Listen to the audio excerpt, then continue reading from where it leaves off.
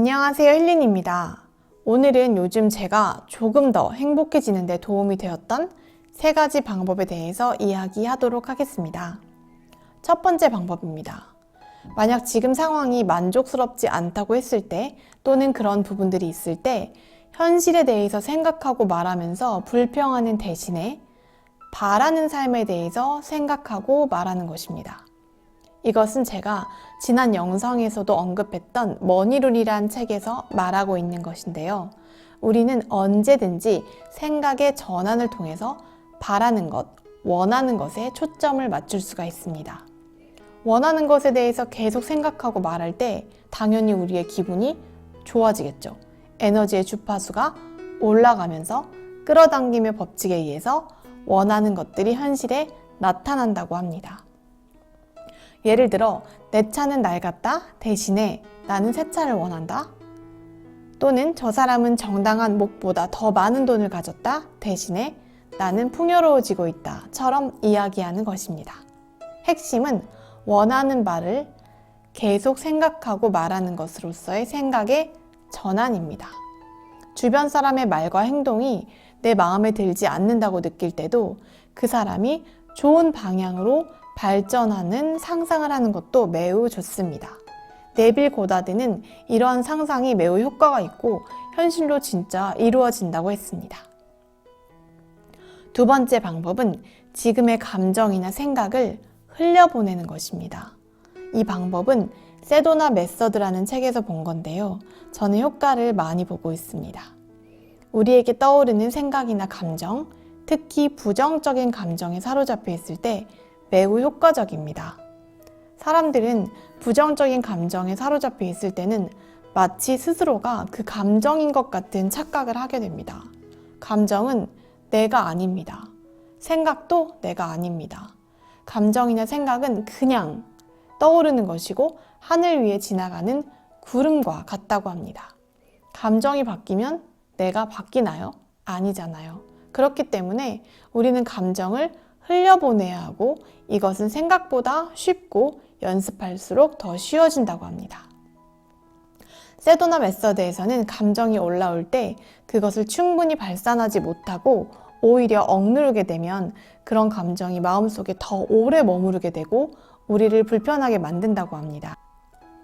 시간은 억압된 감정을 치유해주지 않습니다. 텔레비전을 보거나 극장에 가거나 책을 읽고 술을 마시고 운동을 하는 것 등등은 감정을 회피하는 것이지 흘려보낼 수 없게 됩니다. 원래 자리로 되돌리는 것입니다. 이런 다른 행동들로 우리의 상처가 사라지는 것은 아니라는 것입니다. 또한 우리가 그러한 부정적인 감정에 붙들려 있는 것은 정신적으로 어딘가에 얽매여 있는 것이고 생각이 매우 제한적이 될 수밖에 없습니다. 자유롭고 창조적인 상태와는 점점 멀어지게 됩니다. 그래서 흘려보내는 것이 매우 효과적인데, 첫 번째, 그 감정을 인지하고 흘려보내기로 결정하는 것입니다. 알아차리고 흘려보내는 것이 첫 번째입니다. 두 번째는 그 감정을 허용하고 받아들이는 것입니다. 감정을 허용하고 받아들일 때 의식을 열어두는 것이기 때문입니다. 예를 들어서 손을 편 채로 있으면 물건이 손바닥에 달라붙어 있기 힘들잖아요. 똑같습니다. 이미 들어온 감정에 저항하게 되면 그것이 흘러나가는 것을 방해하게 됩니다. 자연스럽게 나를 통과해 흐르도록 허용해 주세요. 하늘에 지나가는 구름처럼 말입니다. 여기서 중요한 것은 모든 감정, 즉 좋은 감정도 지나가게 허용하는 것인데요. 만약 손에 100만원짜리 수표를 꽉 쥐고 너무 좋다고 이렇게 놓지 않게 되면 1000만원짜리 그 이상의 더 가치 있는 것들을 받을 수가 없게 됩니다. 따라서 더 좋은 감정이 들어올 수 있도록 모든 감정을 자연스럽게 흘려보내세요. 여러분이 멍하게 있는 그 감정까지도 모두. 세도나 메서드의 자세한 내용은 제가 링크를 걸어 드릴 테니까 이 영상을 참고해 주시고, 여기에서 좀 재미있는 강의를 들려드릴까 하는데요. 제가 아주 좋아하는 영성 심리 전문가 홍성남 신부님께서 재수 없는 생각이라고 하면서 이렇게 유익한 이야기를 해주셨습니다. 잠깐 듣고 올게요. 신앙이 없으신 분들도 거부감 없이 들으실 수 있고 도움이 될 것 같습니다. 무슨 일을 하려고 하는데 재수없는 생각을 하게 되면 그때부터 마음이 안절부절합니다. 자, 이 재수없는 생각은 잡초에 비유될 때가 많습니다. 왜 그런가? 씨를 심지 않아도 물을 주지 않아도 자기가 알아서 자라기 때문에 그렇습니다. 이것은 전문용어로 자동적 사고, 오토매틱 소트라고도 하는데, 우리는 생각이란 것이 의지적인 것이라고 알고 있지만 실상은 우리의 의지를 떠난 것들도 많다는 것을 아셔야 됩니다. 그것을 자동적 사고라고 하는데, 이 자동적 사고의 내용들은 거의 다 재수없는 생각들입니다. 두 번째로, 이 재수없는 생각들은 아무리 없애려고 해도 잘 없어지질 않습니다. 마치 잡초처럼 뽑아도 올라오는 것들이 이것들입니다. 셋째, 이 재수없는 생각들은 깊은 늪과 같아서 생각에 빠질수록 더 깊이 들어가는 위험한 상황을 만들어냅니다. 넷째, 이런 생각들은 사람의 건강을 해칩니다. 재수없는 생각을 너무 많이 하게 되면 사람의 마음에는 커다란 구멍이 하나 뚫립니다.